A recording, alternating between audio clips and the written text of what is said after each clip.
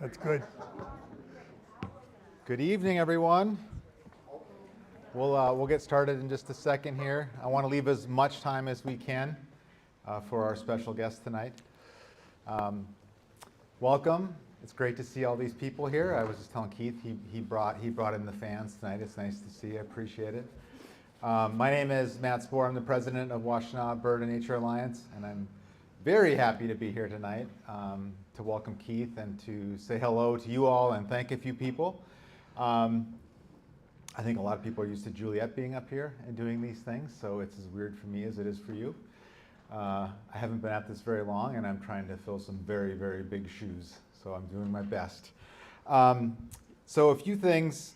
First, I want to welcome all of you, and as I say at all of our events, we do all the events we do to try to spread the love of nature and get people interested in conserving the beautiful spaces and doing those things that are important to biodiversity and to birds in particular. And so anybody that wants to come to our events is welcome to come to our events.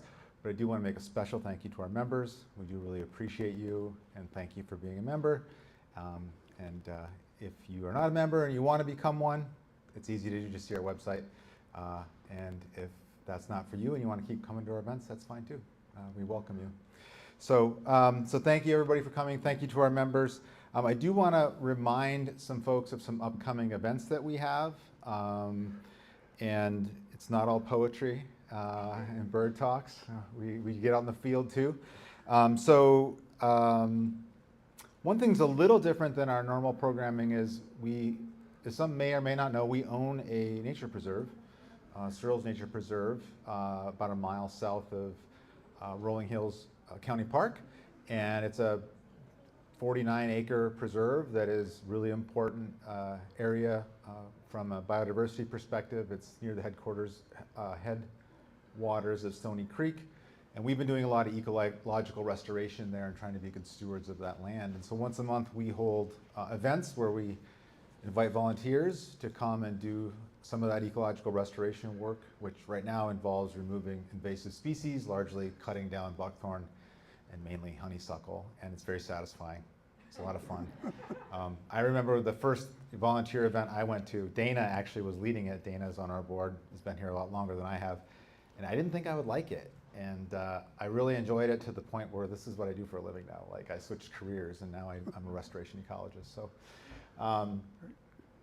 come on out. We need you. We need the volunteers, and it's really important work. And it's one of those few things that I tell people that you can literally, and I'll tell the longer story if you come, but with all the things going on in this world, sometimes some people find it helpful to do something, right? And to make a real difference. And this is something that you can come out for a couple of hours and make an actual difference that very near term, that year or the year after will make a difference. There will be plants there and insects there in very short order because of the work you did. And so if you're interested in having that kind of impact, come on out. And then Victor Chen is here. Victor, thank you. He's running our YouTube stream up there. We are broadcasting this live on YouTube and recording it. So thank you to everybody at home who's watching this now or in the future.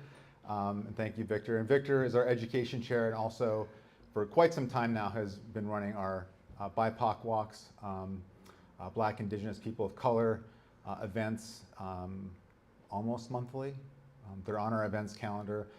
They're very successful and a lot of fun, and so I encourage you to check those out. We have one coming up next month. I didn't write down the date. All this is on our events calendar. So this work day I mentioned is Sunday, November 30th, and then very importantly, we have the Christmas bird count coming up very quickly. It's December 20th this year. The Christmas bird count is the longest running community science program, event, project in the history of the world. It's been going on for a very long time and collects a lot of very important data on birds locally. And so all over the world, there are people that come out during this time period and go out and count birds. And you don't need to be an expert, right? So we'll help you. Just come on out and have fun. We go out and count birds. If you're interested in that, the website, the sign up is not alive on the website, but it will be very, very soon. But if you want to do it so you don't forget about it, feel free to email me at president@washtenaw.org or Yako, who is transitioning the Christmas bird count and still helping run it. He's at newsletter at washtenaubna.org, and we will take care of you. And pass the word, because we can use all the help we can get. It's a fun event. We also have our Belle Isle trip coming up that we do with Oakland Bird Alliance every year.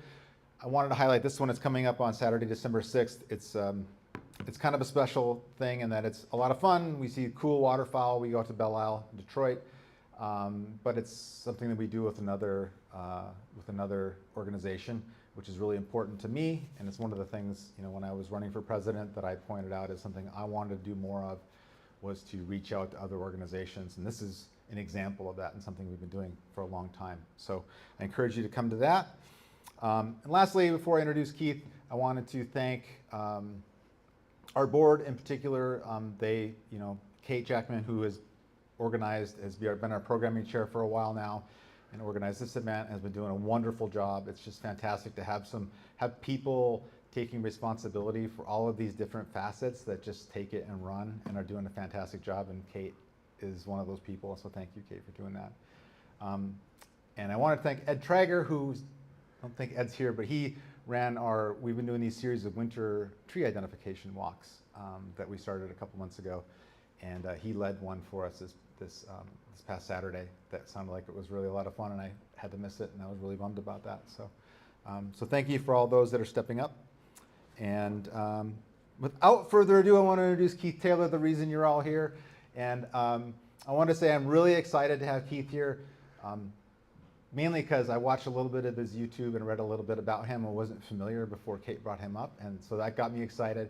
But also just generally, I've been very interested in what we do in furthering our mission, not just through doing the bird walks that we've always done such a good job of doing and getting people engaged that way, but I'm really interested in getting people engaged in our mission in all areas. I've been doing a lot of moth nights, and in particular, I've been interested in exploring the arts as a way to get people involved.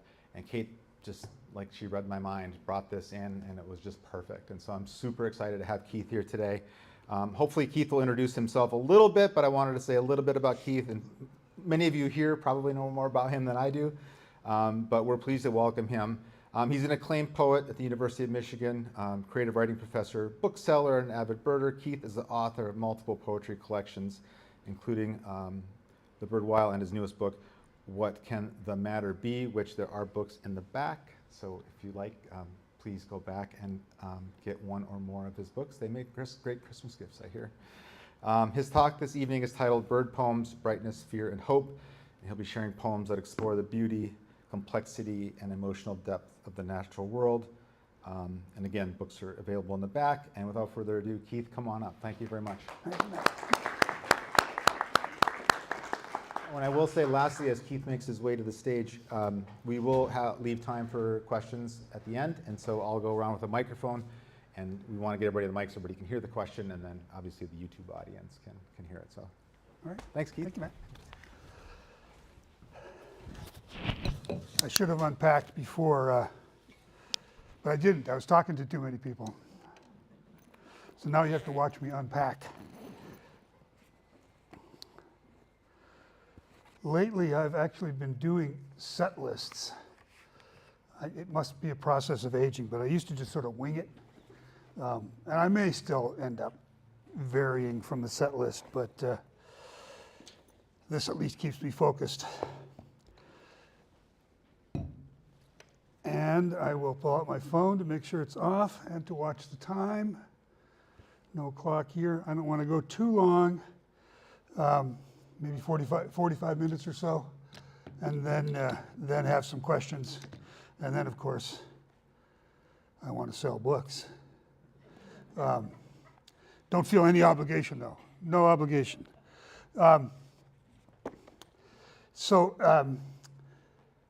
Birds, as probably most of you know, since you came out tonight, they have been a part of the literary tradition, not just of the West, of the world, for a very long time.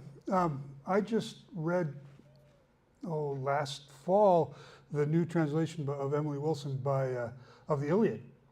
And all those wonderful extended metaphors in Homer, and half of them are about birds. And Homer was a pretty good observer of birds, which is pretty interesting.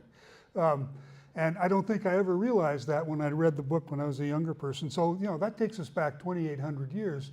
So what I'm doing is, in these poems is part of a long process, which is great. So I called it Brightness, Fear, and Hope. Is that what I called it? I think so. And I thought I'd better start with brightness. Of course, it's pretty hard to write about the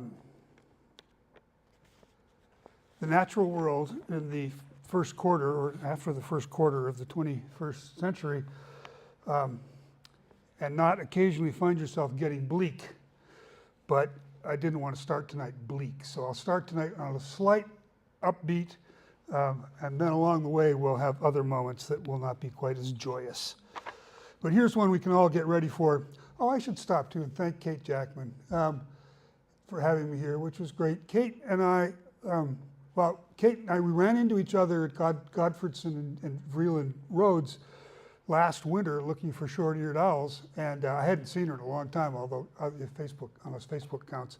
And my daughter was with me, and Kate came up and gave me a hug, and I introduced her to my daughter, and I said, Kate and I worked together 40 years ago at the original Borders. It was like, wow. But it wasn't quite 40 years ago, right? That's 40 years, yeah. Is it really 40 years ago? So, you know, I've known Kate a long time. And I was really happy, you know, when Facebook let me know that she'd gotten into birds, because that just seemed a perfect marriage of interest and personality. So here's the birds we will have soon, if they're not at your feeders already. Winter finches. Christine chooses not to cut back the stalks of our coneflowers until spring, so the finches can pull apart seeds all winter long. They don't seem to appreciate that. Or the millet and thistle seeds, the sunflower hearts and shelled peanuts we buy for them. The gratitude's ours when they descend every other day, 40 or 50 strong, a flurry of light around our feeders. And they're there now. The goldfinches have finished their molts and they're looking like little brown birds with just that hint of yellow. The house finches are there. No, nothing else so far, but I have hopes that there will be. An older book, and I'm going to read several poems from this older book, although some of them are reprinted in my selected poems, which they have back there, called The Bird While. A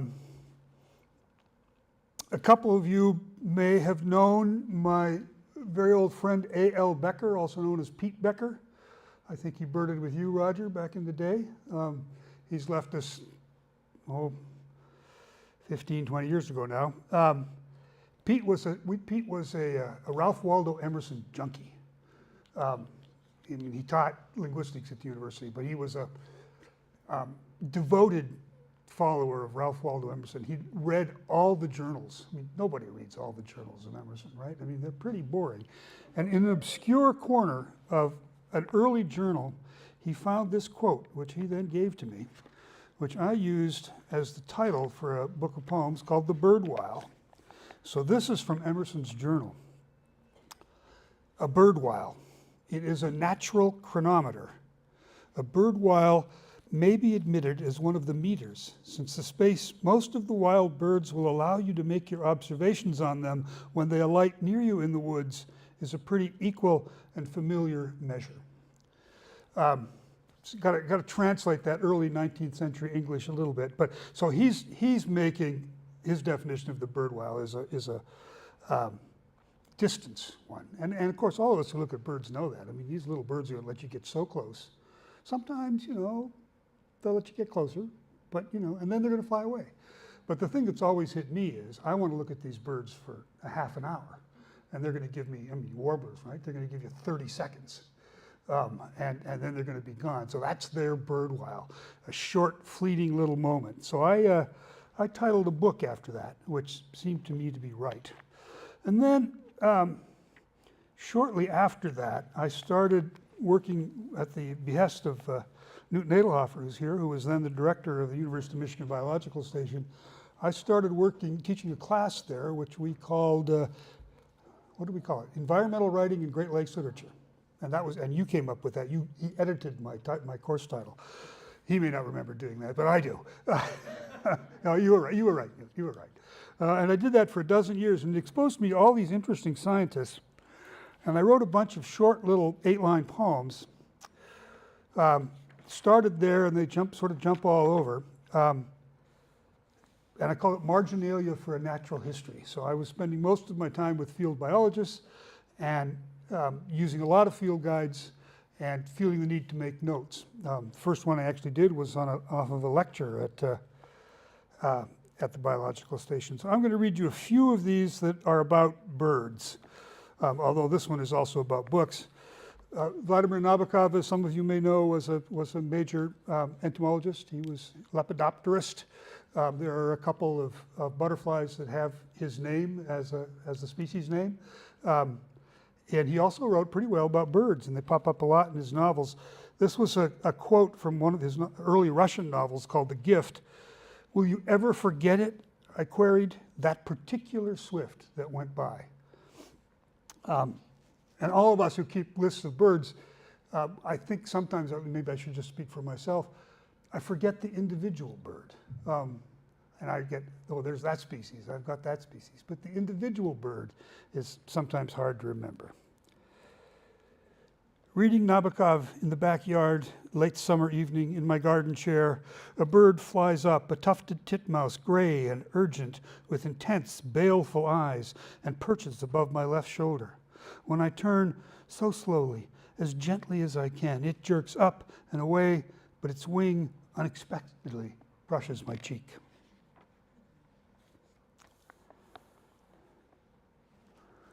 Here's a winter poem. While we huddle inside, crows in the volunteer hickory sapling hunch against the wind and snow, their backs the only crisp distinction in the storm. They wait their turn to fly down to our compost pile, then flutter like awkward butterflies above the scraps of lettuce and avocado peels before falling to their frozen meal.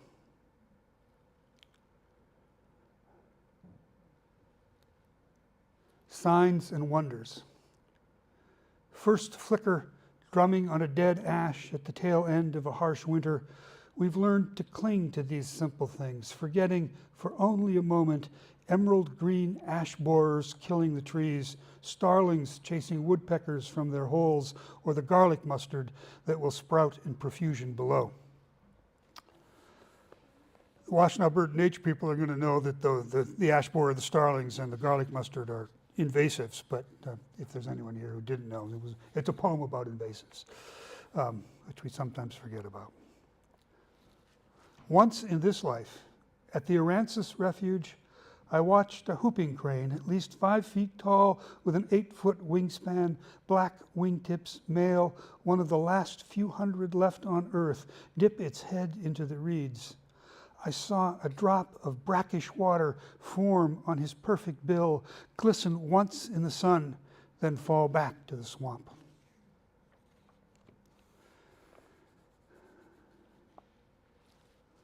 The next whooping crane I saw was about 5 miles west of town, just outside Dexter. It's one of those released ones from Wisconsin that was hanging out with our sandhills one winter, one spring. Above the canopy, this is dedicated to our friend Steve Bertman, who was doing some studies for many years. He's a biochemist from Western, doing studies for many years on the off-gassing of the trees in the forest. So he built a big tower above the canopy, and he would measure the gases that went up, and it would measure the gases that came down. So he'd get that relationship of the exchange in the forest. Above the canopy for Steve Bertman. On a still morning, the hottest day of the summer, not a single leaf trembles, even at the very top of the big-toothed aspen. Chorusing thrush calls syncopated by falling harmonics, a veery there, a robin, wood thrush to the north, rise unbidden through the green below. There was a wonderful ornithologist there named Ted Anderson, who taught the first few years I was there before he retired. How to phrase this nicely. So there are not a lot of, these are evolutionary biologists, these people who are there. There's not a lot of people of faith there. Well, there are a few, but Ted was one of them. Ted was a very devout man, even as he studied evolution and adaptation in birds. He took us out one evening above the Maple River there to listen to the whippoorwills. Evidence. The evidence of things not seen is in their song, like whippoorwills calling from an old field above the river at the last hint of twilight.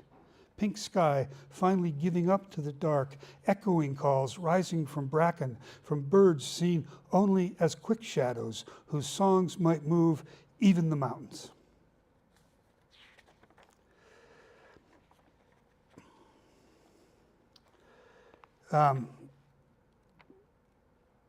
Got to read this one because I don't get a chance to read it that often because it's a hummingbird poem.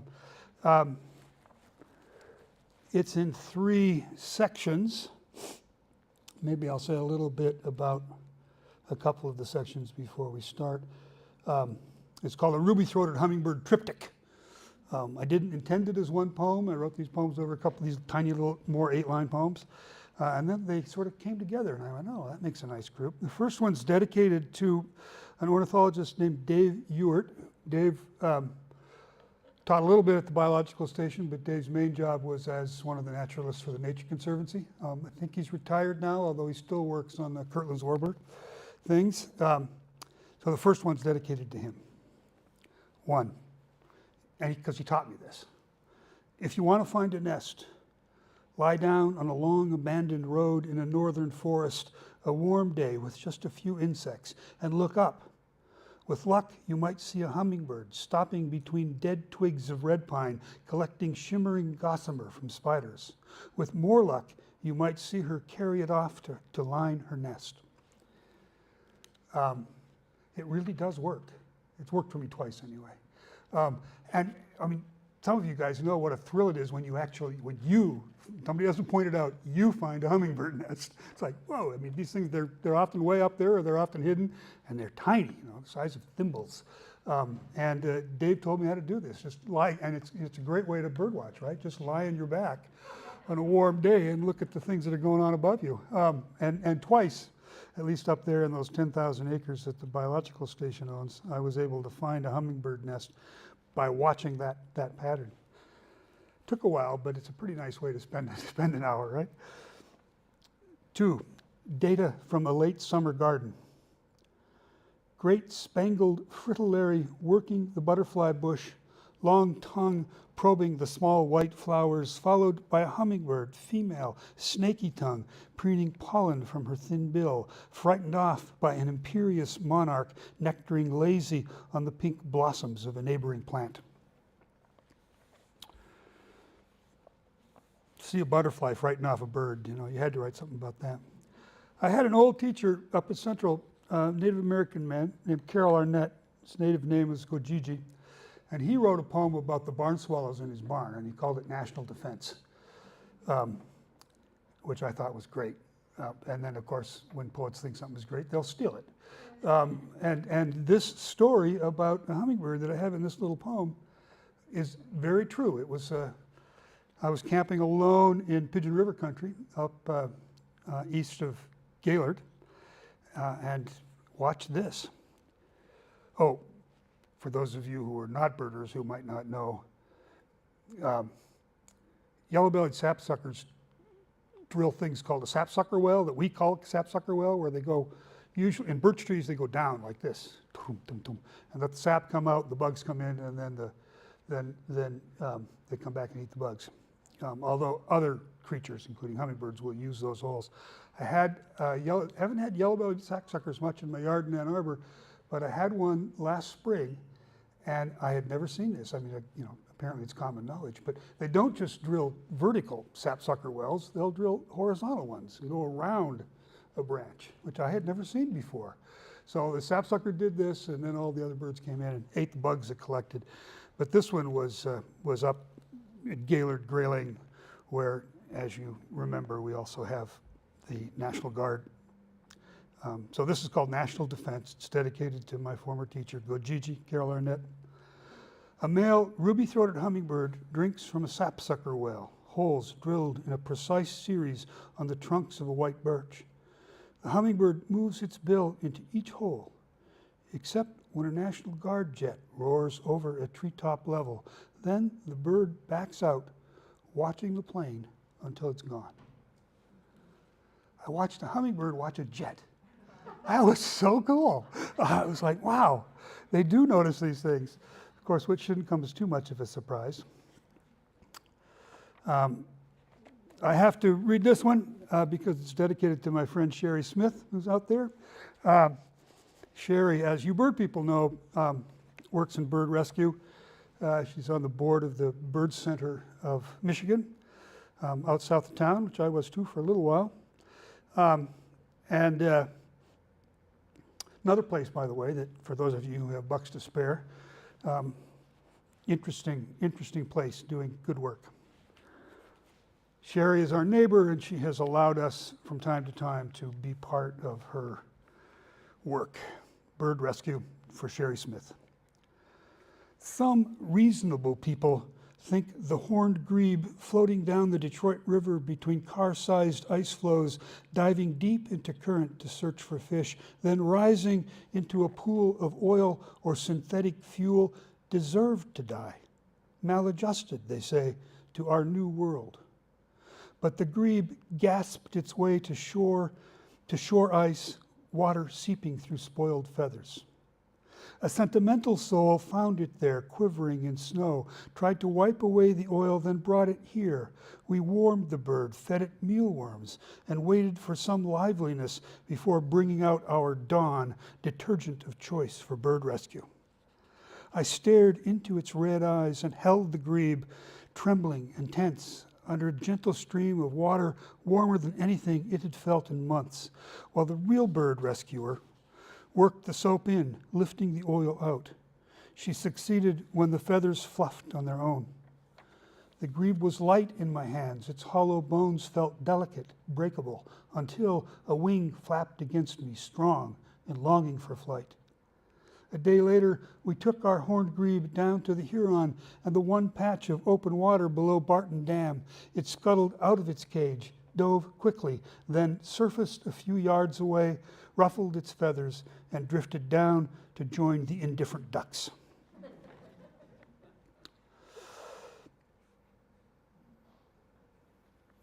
A few of you might remember, there's probably been ancient murrelets in Michigan more recently than the one I may have seen. This was 15 years ago, maybe even 20. There was an ancient murrelet that was, and it was before all the stuff on Discord. It was the M-Bird or whatever it was that let you know about these things. And it was in the mouth of the St. Joe River, which flows out between Benton Harbor and St. Joe. And this bird was there. And I couldn't get over till like the day before Thanksgiving. I went with my friend, the late Dan Minnick, and we went over to see this bird. And I'm pretty sure I saw it. I'm pretty sure I got a glimpse of it. I didn't put it on my bird list because there were three of us there. I was the only one who saw it. And it's the only time I've ever seen it. And that seems to me to be a pretty tentative addition to my bird list. Mike Kyle, friend of many here, told me I should put it on my bird list, but I didn't. But I did write a poem about it, so that's okay. This was a title of a lovely chapbook that some friends here in town did first, and then I reprinted it in another book.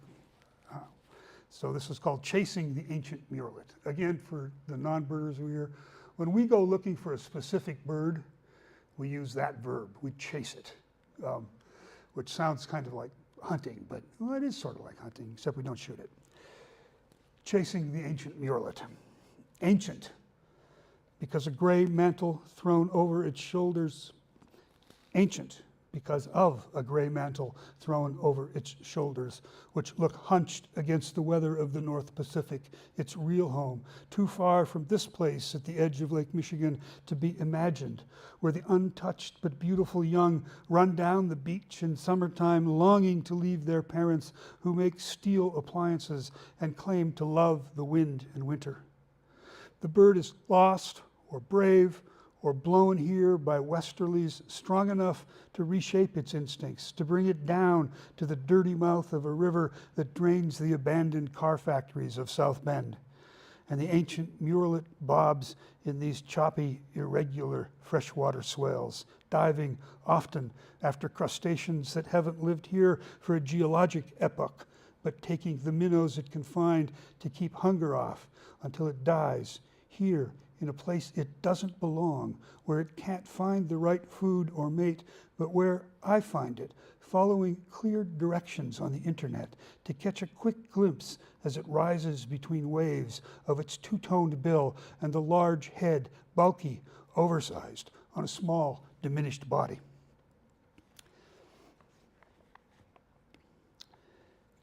When we look for rare birds, birds that are wildly out of place, which is a lot of fun to do for those of you who are not hooked by this particular thing. But there's always a moment of silence. I mean, if there sadness about it, because if these birds are wildly out of place, they're not going to survive, right? This is a dead end road for them. I'm thinking of that was it Mexican violet-eared hummingbird that was up at Copper Harbor, like till 10 days before the snow fell.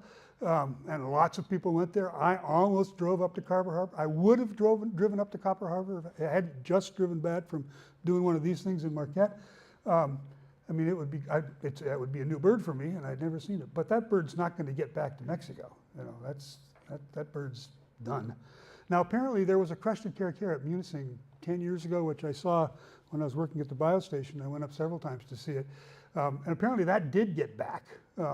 And there were records of it flying south along the west side of Lake Michigan and then flying over the Mississippi Flyway. And if it gets back to Texas, it's sort of where it belongs. But so you see a rare bird that's wildly out of place, and you're probably looking at the end of it.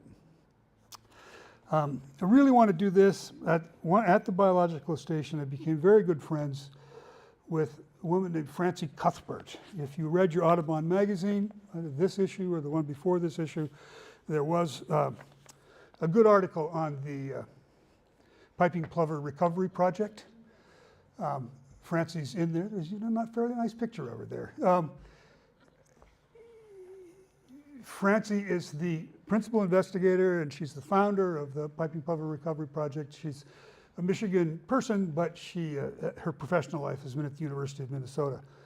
When she started the Piping Plover Recovery Project, which is at least 40 years old, she started it at the University of Michigan Biological Station, and there's a little building there where they take the abandoned eggs, if the parents have died or if the nests have been flushed, and they take the abandoned eggs and raise them and then release these birds once they think they can do it, and they do pretty well. They just had an email from them today where half the birds that they raised this year they have already found down along the Gulf Coast, which is great. There are 3 populations of the piping plover, gorgeous little bird, by the way, in case you've never seen it. And there's one for the prairie pothole lakes, there's one for the East Coast, and there's one for the Great Lakes. Francie was able to prove that the Great Lakes population is indeed distinct, that they all go to the same place in winter, but they come back to their places where they're from. So, and the Great Lakes population is threatened. There's a chance it might even be a subspecies. So there are times sitting there having a gin and tonic with Francie in the picnic tables at the biological station, faculty side, the biological station. I look and I say, wow, this woman saved a species. How cool is that? So she's up there now, but she's retired from Minnesota, but she's still doing that project, which entails climbing in and out of very small airplanes. Lots of great stories about Francie and her husband, who studies tigers. You what? Not in Michigan. Not in Michigan, no. Although he's up at the biostation a bunch. So these are 2. One of them is in verse. And it comes out of a conference that we had at the biostation, I think the first year I was there, which would be 2006, when scientists were still trying to figure out how they were going to get involved in the popular discussions of climate change and extinction and those things. And this is what Francie said in a discussion of cormorants. 2 for Francie Cuthbert. 1, why Great Lakes fishermen shoot cormorants. When they fly down trout streams, they are shot on the wing, these greedy, insatiable fish swallowers. Their necks like snakes in the water. They shit acid and kill the very trees they roost in, and no one ever speaks about their emerald green eyes. And I didn't know Francie well then. It was like, oh yeah, she understands. It's the words we use that can make a difference. No one ever speaks about their emerald green eyes. They look like snakes, you know, they kill trees. They eat all our fish. And they have emerald green eyes. So the second one is a little piece of prose. And it was about my recognition of Francie's work, although it was a year before I got to know her. I'm sure many of you have seen early in the summer, late in spring and early in the summer, these areas along the shore of Lake Michigan, particularly where there's all the signs and even the exclusion pens built around the nests of these gorgeous little birds. Plovers at the mouth of the Platte. After a very hot day in early August, I went up from the cottage I was renting to the mouth of the Platte River at the south end of Sleeping Bear Dunes National Lakeshore. Mostly, I just wanted to cool off, to find a place at the edge of Lake Michigan where I could simply sit in the water and watch the sun set. But I also hoped that I might get a glimpse of one of the piping plovers that breed there. The plovers are protected because they have almost died out along the Great Lakes. They have the bad fortune of making their shallow, exposed nests in the rocks and pebbles next to large sandy beaches, where we also like to hang out for much of the summer, playing games, walking our dogs, generally sinking into the glorious oblivion of summer by the lake. There might not be room for both of us. During much of the early summer, scientists, at least a few of them who think that perhaps we can coexist, build exclusion pens around the plover nests, and volunteers regularly monitor each one. Signs along the beachfront try to educate all of us about the birds and about the efforts to save them. I didn't expect to find any piping plovers. These birds begin their migration earlier than others and have usually left by August or have gathered into flocks that pick bugs from the shoreline in more isolated sections of beach. Mostly, I just wanted to cool off. From the parking lot, I walked past the signs about the plovers, down along the bank of the Platte, where it cuts through the dunes in its last stretch before it arrives at the big lake. Even though the sun was setting into its August haze, it was still hot, probably somewhere in the low 90s, and the river was crowded with children drifting in the current. Near the mouth of the river, I crossed it, wading up to my waist in cold water. I was already feeling better. The sun was setting, and I was surrounded by that glow that seems to exist only on the Great Lakes during summer evenings. 2 boys who may have escaped straight from a Norman Rockwell painting were skipping stones out into the water. I walked past them, heading south along the shore, glancing down occasionally in the vague hope that I might find a Petoskey stone, or lifting my binoculars to look at a bird fly by. I'd seen a couple of killdeer way down the beach, and I tried to make them into the rare and endangered piping plovers. But they were too large, and they had double lines on their chests. They didn't have the bright orange legs I'd seen in the bird books. I walked in the water, kicking along the gentle break of the waves, cooling off with every step. I hadn't gone 100 yards past the boys when I noticed a shorebird flying toward me. I got my binoculars on it and saw that it had a very light back and a white rump. I thought I remembered that mark from field guides. I watched it fly by and up the shoreline until it landed on the beach among a small group of 5 other birds that must have just flown in behind me. I could see their dark eyes, their legs glowing orange in the light of the setting sun, and their small, bright bills. I caught my breath. There were probably fewer than 200 piping plovers on the coastlines of all the Great Lakes, and now 6 of them were right in front of me. I didn't move, but tried to steady my binoculars so I could get a good look at them. And at that very moment, the 2 cute little boys out doing their Huck Finn thing on a hot summer evening threw stones at the plovers. The birds fluttered up and away, none of them hurt. They flew out over the water, circled, and came back into the shore, clearly not overly frightened by the boys or their stones. I wanted to yell and wave my arms, but I was speechless. I started trudging toward the boys as quickly as I could. Perhaps they'd seen me watching the birds. Perhaps they were just a bit frightened by the sight of a sweaty Santa Claus coming straight for them through the sand. They turned up the beach and ran off, almost leaping through the river and back toward the parking lot. I saw that they talked to a man and a woman as they ran past. I am not a person giving to forcing his political views, even his environmental views, on strangers. Maybe I'll try to write about issues, or more likely, simply try to describe things I find beautiful. But I never browbeat strangers. Still, I walked straight up to this couple and greeted them. Those birds, the ones the boys were throwing stones at, they are the ones on the sign, the plovers, the protected endangered species. I tried to sound informative rather than judgmental. Oh, they shouldn't be throwing stones, the woman said. We'll talk to them about that. Clearly, these people weren't going to be defensive or belligerent about the whole affair. My resolve was weakening. Boys have to throw stones, I said. That's okay, just not at these birds. And the three of us smiled and nodded our heads. I started to head back for my car, but I felt the need to say something more, to make more of a point, perhaps to preach a bit. Those birds are just too precious, I turned and added, too beautiful. Now the man and woman looked at me a bit indulgently, clearly trying to humor the crazy old guy out on the beach who was worried about birds. I felt I had to say even more to convince them about the seriousness of it all. And if they'd killed one, God forbid, well, it would have been a $250,000 fine. Now they looked impressed. And they were suddenly looking at me as if I weren't quite so harmless. I kept walking away, of course, but I'll admit that I almost felt like crying.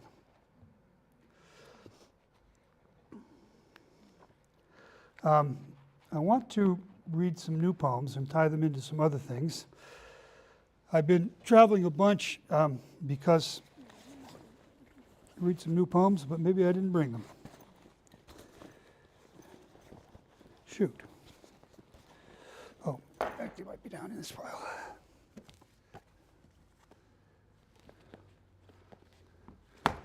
Well, I took them out of the book and didn't bring them. Oh, that's too bad. I'm not going to read you the new poems. One of the poems I wanted to read you was called Implacable, and it was about red-tailed hawk in my backyard. It's new, so I don't have it memorized. I won't even try to read it to you. But I took the title from a famous Robinson Jeffers poem called Hurt Hawks. And I managed to bring the Robinson Jeffers poem, but forgot my own. This poem is rather famous. Jeffers was a big poet, mostly the 20s and 30s. He was an American poet who was actually on the cover of Time magazine, believe it or not. And I bet you most of you have never heard of him. But he's a pretty cool guy and pretty severe, a very severe guy. He wrote this poem, Hurt Hawks, about euthanizing a red-tailed hawk with a mangled wing that was not going to heal. In this poem, there is a very famous line that gets quoted a lot by people who want to get pissed off at nature poems. That line is, which you'll hear it again in a minute, is, I would sooner accept the penalties, kill a man than a hawk. I don't agree with that, but I think I understand it. If I wasn't going to go to jail for the rest of my life, if Robinson Jeffers wasn't going to, well, not me, he would rather kill a man than a hawk. And I suspect there's at least a couple other people in this room who might be sympathetic to that attitude too. So the poem does get quoted a lot, and I want to read you that poem because it's been an important one to me, and it's one that I think we have to think about, those of us for whom this is a really important part of our lives. And it's a philosophical point that is worth dwelling on for a minute or two. It's in two parts. It's called Hurt Hawks. The broken pillar of the wing jags from the clotted shoulder. The wind trails like a banner in defeat. No more to use the sky forever but live with famine and pain a few days.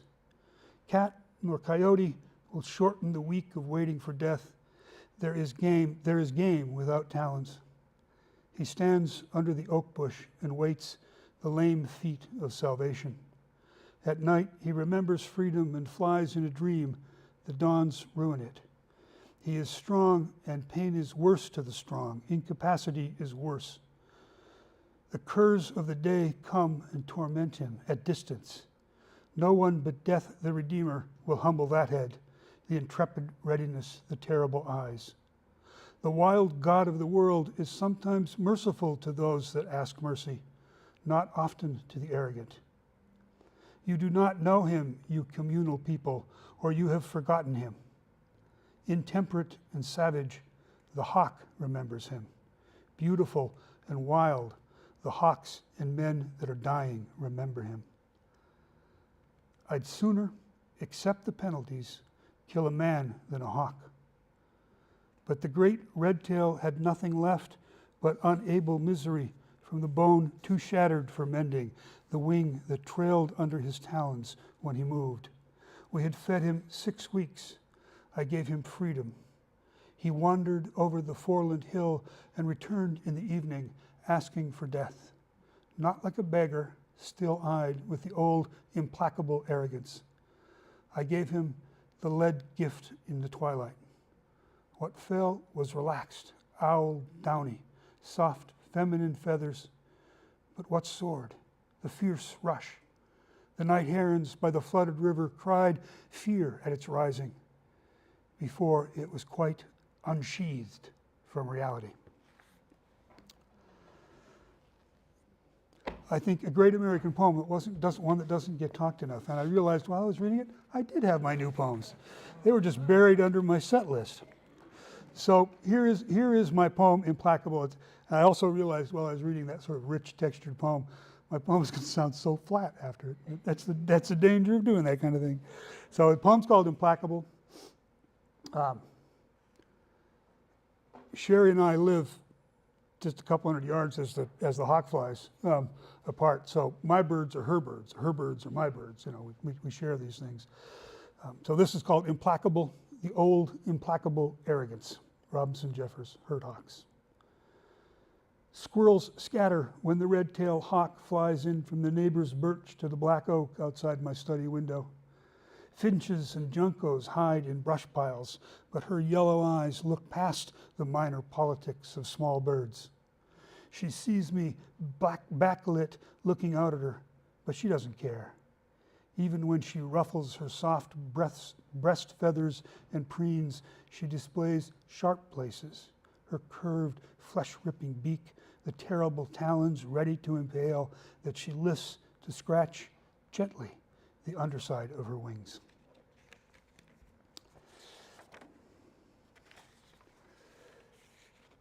Here's one. I spent years watching a Caspian tern, summers anyway, watching a Caspian tern up at the Douglas Lake where the biological station is. And this poem was one I wrote after that, watching a Caspian tern up in northern Michigan. It's called Going Under. Then the bird who intends it, who dives straight down, head first, disappearing altogether in the watery world below him, tern falling, aware or not of suffering, how can we ever know? Straight from flight to dive to swim before exploding upward, sexual and fertile, shaking off water on the wing, returned with something silver in his bill. That's coming up. These scientists who I would talk with every night up there were having an argument. There were the younger scientists who would say that it's not anthropomorphizing to put what we consider emotions onto wild creatures. They certainly feel fear, right? Or what's happened when they have that response. The older scientists would say, no, these are instinctual things. These are not what we would consider emotions. So that was aware or not of suffering in that poem. Was a part of that discussion, which is excluded from the poem. It was a much longer poem, but I cut it out. Somebody also asked me what's sexual about a tern bursting out of the water? I don't know. Maybe it says more about me than anything else, but there's something sexy about that. I'm not quite sure what it is. A little more obvious in this one. Here's one that will not be about birds. It's about moths. Luna moths among the ferns. Luna moths as large as hands mate in our ostrich ferns, green on green, almost disappearing. Their tails, the length of pencils, curl as delicate as rice paper. At night, the female rises into black oaks where she sets her eggs gently in the soft place where leaf meets twig. The male takes off toward the light, full moon, blue moon, supermoon, higher and higher until he dies on the wing, then drifts down in late summer breezes to decorate another yard miles from here. I have to read this one. It's dedicated to my friend Monica Rico, who's very ill, may not leave the hospital. Monica's a young poet. I've known her since she was a high school student. She went through a bunch of changes and then did an MFA degree here at Michigan. Monica was from the Mexican-American community in Saginaw, which before I knew her, I didn't know there was such a thing, but there is, and it's pretty dynamic. And Monica was working on a book of poems, which later won a major award and did come out. She was healthy enough to see it and read from it a couple of times, called Pinion. In there, she's got a lot of owls, and the owls connect her to her family. They connect her to the ancient figures of pre-Columbian Mexican art. They become emotional symbols for Monica. And of course, in the MFA program, the way those things work, where everybody has to say something some of the time, one of her cohort said, "Why don't you get rid of the owls?" And she called me up and she said, "They told me to get rid of the owls." And I gave her a curse. I won't say it in the library. I'd say it if we were in the bookstore, but I won't say it in the library. I said, "Well, them, and keep the damn owls." So I had to write this poem. I can't say I love the poem, but it's a poem for Monica, and it's also a backyard poem. Same tree the red-tailed hawk was in. This is an owl. Screech owl, by the way. No great revelation from Monica Rico and her owls. In oak branches not 50 feet from my study window, hidden by the night coming on, a screech owl begins to call. I have no words or letters that might recreate that call. Something's haunting in it, although I never hear the screech. Maybe if I try to whistle loudly while fluttering my tongue against the roof of my mouth, imitating a Spanish R, but that's not close enough. No great revelation, just a small thrill that takes me away from my book for a moment while I listen to the owl, first here, then moving farther away through the neighborhood from oak to oak. Again, there might be people in here who are good at making owl calls. That's the thing I'm trying to describe, whistling while making a Spanish R. This screech owl does not sound like this, but it's something like this. Roger? Well, Don Chalfant says that you do a screech owl show by whistling and gargling.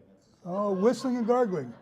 Boy, I find it easier to try to make a Spanish R. How would I gargle? I'll practice that in my bathroom. It's a beautiful sound, and you hear it. I hear it a couple times a year right in the city, which amazes me, and I love it.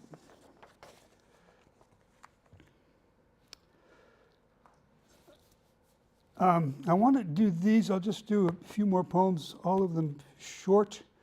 I've twice had an artist in residence appointment at Isle Royal.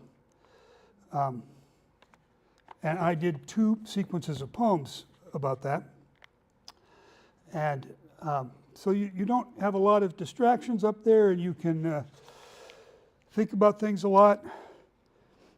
The last time, which was 2019, the year before the COVID, I was thinking a lot about the names for things. It might have been because I was hanging out with scientists. I'm going to some poems here that will be the names for things. And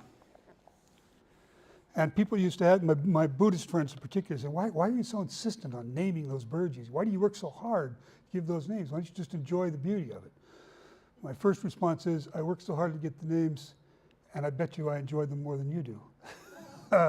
Which sounds mean, but the means help. So here's one of these Isle Royal palms, breeding population of Swainson's thrushes up there. Why I try to name the things I see. That I can say thrush rather than bird, and Swainson's thrush rather than thrush honors not Swainson, whoever he was, possibly an estimable man, but that particular bird, that particular thrush who will live its life out here at the end of a lonely peninsula on an island in a cold lake, and then migrate far away, not once caring about honor or what name I give it.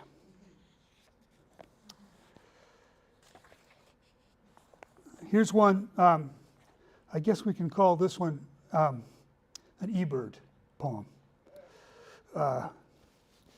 eBird helps a lot, for those of you who don't use it. I mean, to organize your life list. And then, of course, when the American Ornithological Society splits birds, you suddenly find yourself with new birds on your list that you didn't know. How many did you get? I got one too. And I haven't quite figured out what the bird is yet. But they gave me a bird. So this is called Citizen Science. Gray jay, Canada jay, camp robber, whiskey jack, Parasaurus canadensis, whatever we choose to call it.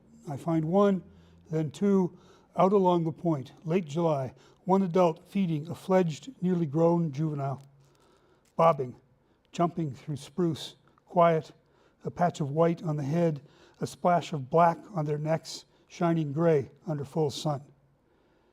And I enter them on the list. 2 more data points to prove something lasts. Very easy to see Canada jays when you get north of Superior. South of Superior, it's a lot harder. I've seen 2 places I've seen them in the UP. Once is Isle Royal, which I guess doesn't really count as the UP. And the other one is that Hilbert's Bog to the east of Newberry. A great place to go looking for birds in the winter, by the way. If you do a Sioux trip, go out there and there's a good chance you're going to get Canada jays. Just one more Isle Royal poem, From the Bluff. On warm days, seen from the bluff, down across the bay and the islands, everything blue with delicate bands of green. Dragonflies swoop in, gulls call, loons float past. I wait for the eagle to dive to water and stretch its talons in to grab a fish, then roost above the nearest island. Here, alone in all this space, I cannot believe our world is dying.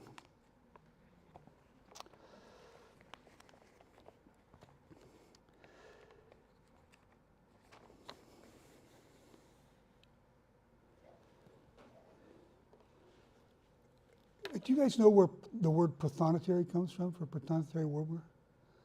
It took me forever to find this out. And I didn't really look hard, but when I found it, it was so cool. So we all know where cardinal comes from, right? Catholic clergy wear these bright red things. In the Vatican, there is an order that does all the accounting, and they're called the prothonotaries, and they wear bright yellow robes. Now, isn't that cool? I mean, it's, you know, it's maybe giving too much to organized religion, but nonetheless, it is, I find that kind of cool. Acolytes in the bird wow. We have lingered in that space granted by a woodpecker before it disappears on the far side of a dying elm. We have held our collective breath as a warbler, redstart, prothonotary, or golden-winged brushes across our shoulders. We have prayed to avian gods we don't believe in that piping plovers may avoid windows, cats and windmills will survive habitat loss, climate change, and oil spills to allow us that one immeasurable moment at sunset when we count their glowing bills among our fragile, vanishing gifts. And here's a poem to end on. It's dedicated to 2 young, well, they're not young anymore, but they were when I had this experience with them, two young botanists, Alison Vardy and Shane Lishawa, who are colleagues up at the biological station. First summer I was there, and you're slowly getting to know people, and I know you won't believe it, but I'm kind of shy. Plus, these were all like accomplished scientists, and what was I? This bird-watching poet. Many of them became my best friends, so they even come to my poetry readings. But Alison and Shane took me out canoeing one night, and they were not yet married, so they were still young lovers, sort of doing that young lover thing. So this is called Botanists in Love, and I'll end with this. God, I love a swamp, and that even after the mosquitoes hit. Sagittaria latifolia, she says, and he tries Myrica gale. They shout their binomials, besting each other, flirting, maybe showing off just a little for the old guy stuck in the middle. When he asks for English, arrowhead, sweet gale, they say common names or for common people. But he's a common man, caught between botanists and love, third person in a canoe where there are things happening more important than paddling. Just a couple of years before jobs and children and fatigue, they hit swamp water and lift out over mats of yellow pond lilies, Nuphar variegata, until all three are flying through reeds and bushes, high on love and botany. Thank you, people. Thanks for doing this on your Wednesday night. And I will answer questions if anybody has any, which I will be happy to answer. It's an awkward moment where even if you have a question, nobody wants to do it. So, Okay, yes, I was going to start things off, but we got one here. Questions and observations. Let's do it. Disappointed you didn't read your Ann Carson at the Wendy's. oh, I could. You want me to? Yes, please. Okay. Probably the most famous poet we have in Ann Arbor, nobody knows that she lives here, is Canadian poet Ann Carson. She's Canadian and Icelandic.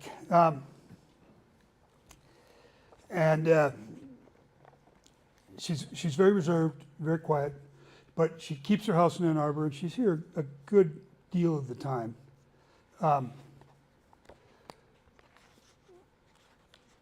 And she keeps her house here because she's a very bookish poet, and she's a classicist too. And she's got an important private library, and she keeps that in her house, just a few blocks that way. When she first came to town, she got a hold of me because she wanted to see an owl. And that happened to be one of those years when everybody was spreading the news among our network that there was a great horned owl nesting behind the Wendy's east of Saline. So I took her out there, and that great horned owl, and she's great horned owl, Athena, owl of wisdom, all that stuff for Anne. And it was there. And she's quite a figure for smart young people, particularly she's been a figure for smart young women. And so some of my students who read this poem said, "You took Ann Carson to Wendy's?" And I was like, "Yeah, I did." At the Wendy's east of Saline for Ann Carson. Behind the back parking lot close to the factory that makes molded plastic parts, bumpers, knobs, and cup holders for the big Ford pickup trucks in a scrubby stand of oaks next to a subdivision of vinyl-sided houses, a great horned owl peers over the edge of her nest, seemingly unperturbed, as if she had been watching there for 2,000 or 3,000 years. Thank you. Certainly, Dave. You had mentioned Hulbert Bog before one of your poems, and it reminded me that I forgot to mention. We take a trip every year, and you mentioned the Sioux, and birders here will know that Eastern UP in the winter can be a very special place. And we take a trip up there every year and do a birding trip, and I've been fortunate enough to lead that for a few years, and we're doing it again this year, next year, 2026. I think the date, James Weir, who's our field trip chair, talked to me about February 13th. It's not on the calendar yet, but as soon as it is, you guys will hear about it, and you can sign up. The space is limited, but that's always that trip in winter up there, for one thing, snowy owls everywhere, and hawk owls and great gray owls, and all the winter birds that you get to see up there. That's hard to believe. It's a 5-hour drive from Ann Arbor. Everything's so different. Plus, there's a lot more snow, which is kind of cool too. But yeah, and do you see gray jays regularly? Not great jays, and we don't get that far north. It kind of depends on what's being seen. But I'm glad you said that because it's sparked my interest. For Yeah, actually it's so that's a cold road, and it's a road through a swamp, thankfully frozen in winter. And I find that if I walk that road really slowly, also, the first time I saw them, my daughter was 8 years old and she was throwing potato chips. That might have contributed. But a whole flock of gray jays came in. Yeah, with potato chips. And it was pretty cool because it's a really windswept, desolate place in February. But some of us like those kind of places. So. Maybe this year I'll get my spruce grouse finally. I have not had that yet. I'm hoping. Questions, comments? I guess we're taking requests now. That's great. Yeah, here I come. Thank you. Hi, Keith. Hi, Lori. I hope you don't mind a personal question, but I wonder if your love or appreciation of the natural world started as a child, or did it develop a little bit later in life? Yeah, it did start as a child. I grew up in a rural environment in Western Canada. And I was interested in the birds, and I've actually tried to write fairly recently about those birds I remember from my childhood in Alberta. I remember my grandmother had given me a book about the birds of Alberta. And somewhere along my travels and my parents' travels, that book disappeared. But I remember I had it when I was 6, 7, 8 years old. After we moved to the States, I still was interested. I was still doing science fair projects through middle school. And then when I got bitten by this literary bug, I felt I had to become a bohemian. And bohemians, we still see this among all those young people down the street down there. They go through a period where they're too cool for school, and they're too cool for birds. I went through that. And I quit college after 1 year and went to Europe and lived in Europe for 3 years. And the fact that I was not birding regularly those 3 years when I was, it just hurts my heart. I should have been, I mean, just think of the birds. I do remember a nightingale. So, and I remember a hoopoe, which I've since seen in India and Greece. And I saw in the south of France, which was very cool.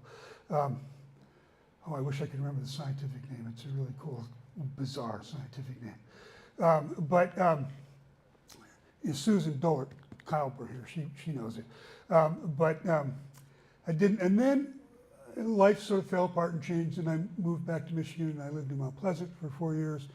And then, then I made all sorts of hippie friends, like Steve back there, and it became cool to spend a lot of time alone in the woods, and that became a thing again. So we're talking the mid-'70s. So since the mid-'70s, I've been birding regularly with varying degrees of intensity, but regularly. One of my bucket list things, by the way, I have 2 things on my bucket list before I leave this Vale of Tears. One is to see all the paintings of Vermeer. I've now seen 32 of 36 because of that show in Amsterdam a couple years ago, and to see have an official 1,000 birds on my Ebert list. And this new breaking apart gave me 719. So I got to do a couple big trips yet, and big trips are harder to do. But Australia might be a good one, or Costa Rica. That would probably get me there. Those 2. Yeah, here we go. Oh, thanks for the talk. I wonder if you had the most unique sighting in the United States, and if you had any experience that, I don't know, Well, you remembered it from about. yeah, I mean, I remember a lot of them. I mean, by the way, if I suspect there are a lot of people here who remember their birds pretty clearly. When that crested caracara 10, 12 years ago was up at Munising, just sort of walking along a field outside a little factory there on the road that goes off to the national park. That was pretty spectacular. What was a crested caracara doing on the shores of... Crested caracara, by the way, is a hawk-like bird, but a very bizarre-looking hawk-like bird. Walks very stiff and straight-legged and has a very pointed kind of head. And it's a bird from the tropics. I had seen one at Aransas the same day I saw that whooping crane, that water drop from the bill of a whooping crane. But to see that on Lake Superior, the anomaly of that, it's like, wow, is that bizarre? That bird just doesn't belong here. I almost went and chased that. My friend Steve and I talked about it, but we figured we both couldn't afford it and didn't have the time. But that sea eagle that was up along the East Coast a couple winters ago, almost went for that bird, but didn't. You what? Oh, it was during the lockdown. That's why we didn't go. Okay. But that would have been cool. Now, I've got a long list of birds that have been very exciting for me. When my mother was dying, she was dying in Southern California. So I went out there and spent most of a year. And I had never birded those desert birds or seabirds and all those things. And everything I saw just blew me away. Oyster catcher, black oyster catcher. It's like, whoa, how cool is that bird? That neon orange bill going along the edge of the ocean. That's so cool. You know, all the little birds. Actually, first learned some warblers there, and then thinking, oh, I know the warblers now. I can go home and they have different warblers, you know. It's like I had to learn the warblers here. Warblers too, man. I mean, once we're out looking for them and we have those 2 weeks in the spring and another week in the fall when they're harder. But that's, you know, these little birds that are filled with color and you have to work to see them because they're way up in the tops of the trees usually.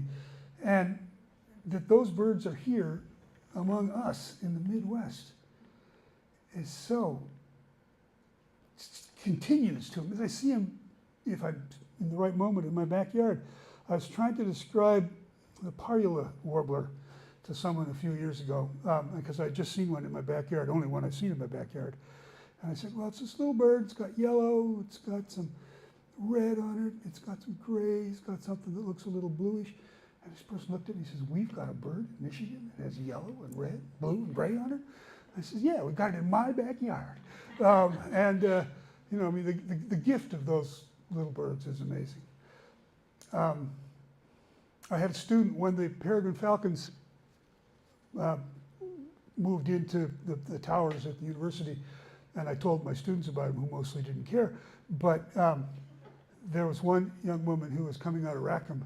She said, Keith, I saw this bird and it came down and it hit a pigeon and the pigeon exploded. And it was like, I sure wish I'd seen that. And that young woman is never going to forget that. I mean, apparently the peregrines, you know, try to eat Virginia rails rather than pigeons, but you will notice that there are no longer any pigeons around the central campus of the University of Michigan anymore. And if you want to get a peregrine falcon for your list, if you don't already do that, every year, just go and park in front of North Hall, or North Hogwarts, as the students call it, and you'll see that peregrine falcon there, which is pretty cool. But yeah, well, I could go on a long time about cool birds. As we wait for others, could you know, we talked a lot about it's easy to talk about the beauty of these things, and you write beautifully about them, and I think a lot of us are drawn into birds in that way, but I'm interested to hear more about how you ended up at the biological station and maybe some of your thoughts on the beauty of the biology of it and the ecology of it. And that sort of thing. Absolutely proud to. So I'd been living in town. The university created this beautiful job for me in the English department. I was publishing a lot of poems about birds. The man who is now my friend, Newton Adelhofer, who's sitting there in the third row, was the director of the biological station for 20 years? 18, yeah. And he was feeling the need, I think maybe responding to some suggestions by the powers that be, to slightly expand the curriculum. It's mostly field biology classes that are taught there. And he thought, because of his own interests, that he thought writing would be an interesting one. And his publicity person at that time knew me fairly well. And she suggested to me, and I'd been to the bio station once very quickly. You know, I just fell all over myself to do whatever Newt wanted me to do to create that class. And it was, you know, we did all right with that class. It's been pretty successful. And there's a different version of it that's continuing. But everybody I knew there knew more than I did about more than one thing. So, I mean, every time we sat at the picnic tables and drank a gin and tonic or went out to Hoppy's for beer and a burger, I learned something I didn't know. Words. And then I would make poems out of these words. A young Rivers, Lakes, and Wetlands person named Amy Schrank, who's also at the University of Minnesota now, she just threw off, talking about a mud puppy, that little thing we have, she said, a salamander we have in our lakes, and she said, a neotenous salamander. And I went, neotenous? What does that mean? Well, that was a new word to me. You know, and then I had to look it up, and it's in the evolution of a fetus, it's stuck in a certain stage. 2 weeks later, I found it, the adjective used to describe Trump's first cabinet. And it was like, well, that's what science teaches you. And then another one, meconium. Now, this is a word that women know more than men because of giving birth, and that stuff that comes out of our beautiful children right after they're born and before they start feeding, that black tar, which I'm holding my baby and this comes out, and I go, wait, this comes out of my perfectly beautiful little girl? I mean, it doesn't smell, but it looks horrible. And the nurses said, oh, that's just meconium. Good thing it didn't break well while she was still in amniotic fluid. Oh, okay. It was not a word I knew, and I thought I was fairly sensitive to these birthing issues. And then, at the biological station, I wanted to watch the whole thing of a monarch butterfly emerge from its chrysalis. So I was sitting there at the picnic table behind my cabin, watching, it took 2.5 hours, and watching this whole process of this monarch coming out and then slowly unfolding its wings, and then until it flew off. But while it was in the process, this liquid dripped out of the chrysalis onto my notes. I still have my old journal where I have it circled. This is dripped out of a monarch butterfly being born. And years later, I was there, the young man who's now teaching, young scientist who's now teaching butterflies at the biological station, came through, and he's never had a family, so he didn't know this was a human word. And I said, well, what's that stuff called when the liquid that drips out of the chrysalis? He goes, it's meconium. I went, wow, the same word we use for our babies. Well, that ended up as a poem, needless to say. So that was, what's the other one? No, I'm going to forget the word. I know the word, it begins with an M. Oh, you'll know it. For the leaves of deciduous trees that don't fall off in the wintertime. Marcescens. What? Marcescens. Marcescens, thank you. And it was like, oh, I got to get that one into a poem. And I had it and particularly about those, when you drive through northern Michigan in the wintertime and you see those little yellow leaves on beech saplings fluttering in the wind, they look like flames, those are marcescent leaves. It was like, well, I got to get that into a poem. So I had it, and I had it like way in the middle of the poem, and then I went, no, somebody might read the poem, and they get to that word, and they got to stop reading the poem and look up the word. So I made it the first word in the poem. Marcescent leaves on the white oak out front, I think is how the poem begins. So, you know, those kinds of things. I got all kinds of those kinds of things. Cool words that I don't want to forget, and the way I don't forget them is by putting them in a poem. But yeah, and the appreciation, you know, just things, man. It's with Francie Cuthbert and this guy, that poem, Ted Anderson. Ted is he's an ornithologist and a good one. He's a field ornithologist, but he is legally blind. So he's doing everything by ear. As we're way up there, you know, I mean, it's pretty spectacular when you hear or see a bobwhite here, but there's no accepted record of one in northern Michigan.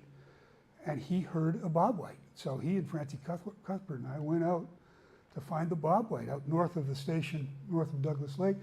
And we saw it. And they, you know, I hate to say it, but Ted, he's a scientist, he gets to do this. He called it in, okay? I know. But he called it in, and that bobwhite flew right in 10 feet in front of us. Now, I don't think that record was accepted because it's only about 6 miles from a game farm.